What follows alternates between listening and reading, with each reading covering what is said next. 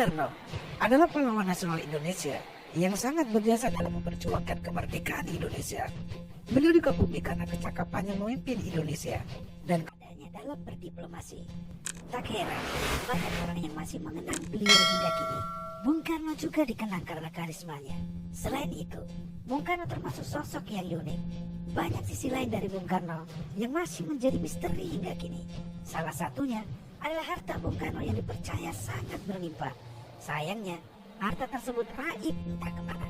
Mengutip dari laman Ahmad Samanto wordpress.com, ada sebuah perjanjian maha penting yang dibuat Presiden pertama Republik Indonesia Insinyur Soekarno dan Presiden ke-35 Amerika Serikat John F. Kennedy.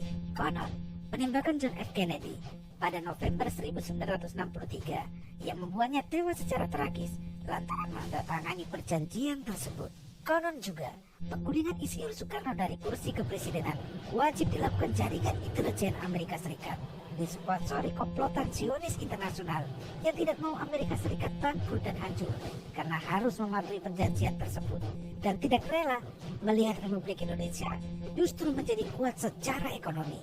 Di samping modal sumber daya alamnya yang semakin menunjang kekuatan ekonomi Republik Indonesia, selain itu ada beberapa tujuan lain yang harus dilaksanakan sesuai agenda Zionis internasional. Perjanjian itu biasa disebut sebagai salah satu dana revolusi atau harta amanah bangsa Indonesia ataupun dana abadi umat manusia. Sejak zaman Presiden Soeharto hingga Presiden Megawati cukup getol mendesak keberadaannya dalam upaya mencairkannya.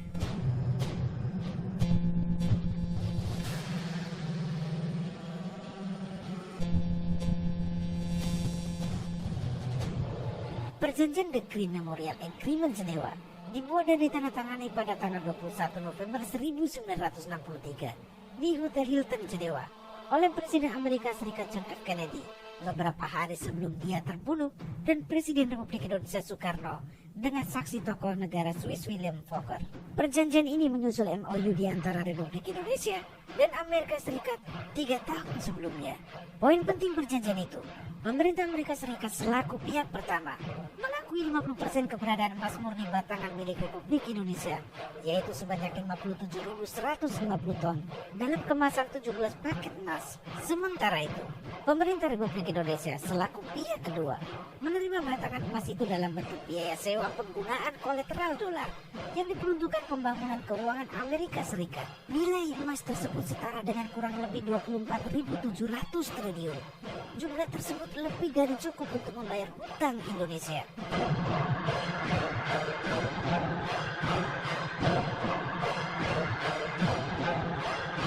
Akun khusus akan dibuat untuk menampung aset pencairan fee tersebut. Maksudnya, walau poin dalam perjanjian tersebut tanpa mencantumkan klausul pengambilan harta, namun ada butir pengakuan status kolateral tersebut yang bersifat sewa. Biaya yang ditetapkan dalam perjanjian itu sebesar 2,5% setiap tahun bagi siapa atau bagi negara mana saja yang menggunakannya.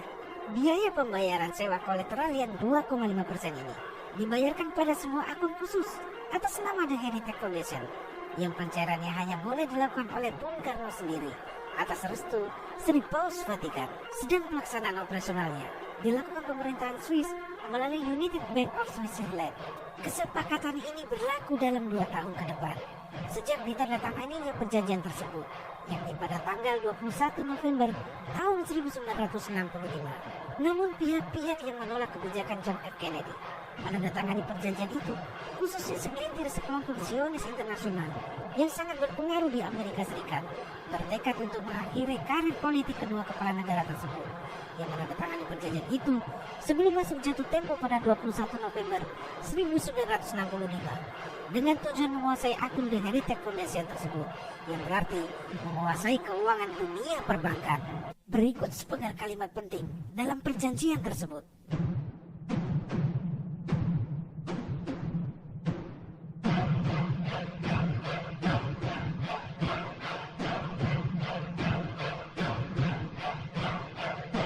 Perjanjian hitam di atas putih itu berkepala surat lambang Garuda bertinta emas di bagian atasnya dan berstempel The President of United States of America dan Switzerland of Swiss. Berbagai otoritas moneter maupun komunitaris menilai perjanjian itu sebagai fondasi kolateral ekonomi perbankan, kolateral yang memperbolehkan bagi siapapun dan negara manapun untuk menggunakan harta tersebut dengan sistem sewa selama 41 tahun dengan biaya sewa per tahun sebesar 2,5% yang harus dibayarkan kepada Republik Indonesia melalui Insinyur Soekarno. Lalu, kenapa 2,5%? Karena Bung Karno ingin menerapkan aturan zakat dalam Islam.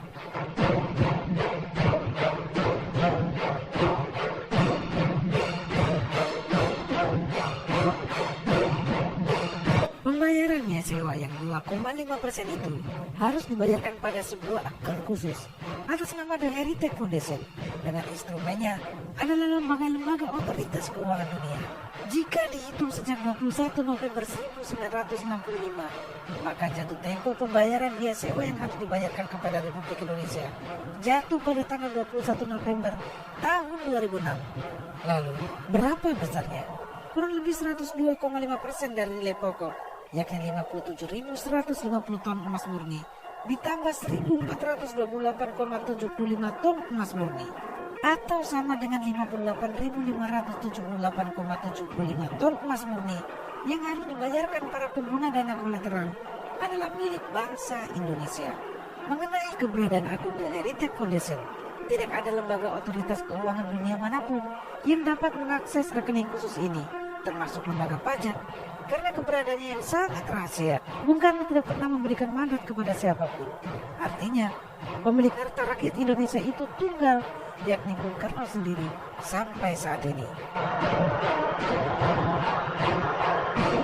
Pemirsa, banyak orang berkeyakinan bahwa sang Satrio Peningit atau Satrio Pinandito Sinisian Wahyu yang mampu mendapatkan kembali harta abadi rakyat Nusantara bagaimanapun prosesnya, karena kepemimpinannya memang mendapat bimbingan langsung dari Tuhan, pemilik semesta alam.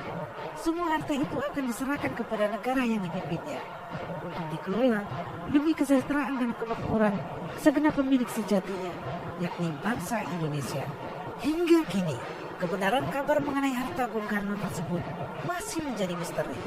Terlepas dari ada atau tidaknya harta tersebut, tentunya tidak membuat kita berhenti mengagumi beliau. Bung Karno tetap menjadi pahlawan bagi bangsa Indonesia.